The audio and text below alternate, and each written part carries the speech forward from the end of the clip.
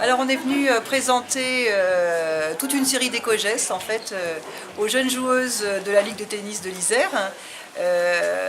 On est partenaire du tennis, donc de l'NJ Open de l'Isère notamment, mais donc sur nos tournois, on essaye finalement de venir expliquer un peu ce qu'on fait et les enjeux de nos métiers aux jeunes licenciés. Donc aujourd'hui et demain on viendra pour rencontrer un collège.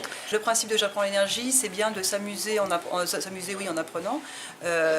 Notre secteur, notre métier est toujours un peu, c'est un sujet toujours un peu laborieux pour les enfants, et donc on essaye d'utiliser le jeu donc pour pouvoir en parler et les intéresser à nos sujets. Déjà, ils apprennent une partie en cours, un peu qu'est-ce que l'énergie, les différents types d'énergie, mais bon, c'est toujours amusant de partager avec eux de nouvelles connaissances. Je pense qu'ils ne connaissent pas forcément les chiffres ou des petites astuces, même éco-gestes. Et donc oui, elles me surprennent parce qu'elles sont là à participer et du coup, même elles nous apprennent des choses parfois. Le groupe des plus jeunes, il y en a une qui s'est bien démarquée, donc du coup c'est elle qui va remporter la raquette.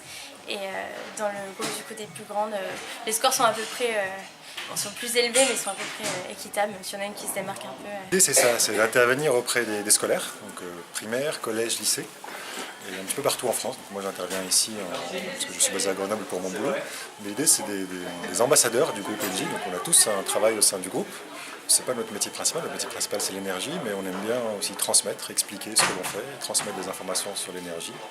Et on est comme ça plus de 400 ambassadeurs à intervenir avec des scolaires. Profiter du partenariat NJ avec le tournoi de tennis pour proposer des animations aussi au club, des jeux autour de l'énergie, leur faire la rencontre entre l'énergie, le tennis et puis les jeunes, les scolaires. Monter quelque chose là. Ils sont très sensibles aussi sur la partie plutôt économie d'énergie et écologie. Oui. Bon là il faut dire aussi que Grenoble est un peu particulier, donc ma dernière question c'était de leur demander qu'est-ce qu'ils pouvaient mieux faire chez eux. Et il y en a 4-5 qui m'ont dit bah non, nous on est déjà top, on peut rien faire. Ça j'aimerais aller plus loin, on peut toujours faire quelque chose de mieux, quel que soit ce que l'on fait, on peut faire quelque chose de mieux. C'est des filles de l'école de tennis, donc qui sont du Grenoble Tennis, et aussi on fait participer les filles du club de Villard-de-Lans, car Gilles il y a sa fille qui est au club, donc tous les ans ils viennent aussi.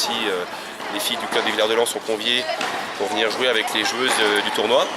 Voilà, donc tous les ans, on a toujours entre 25 et 30 filles comme aujourd'hui qui viennent jouer avec deux joueuses du tournoi.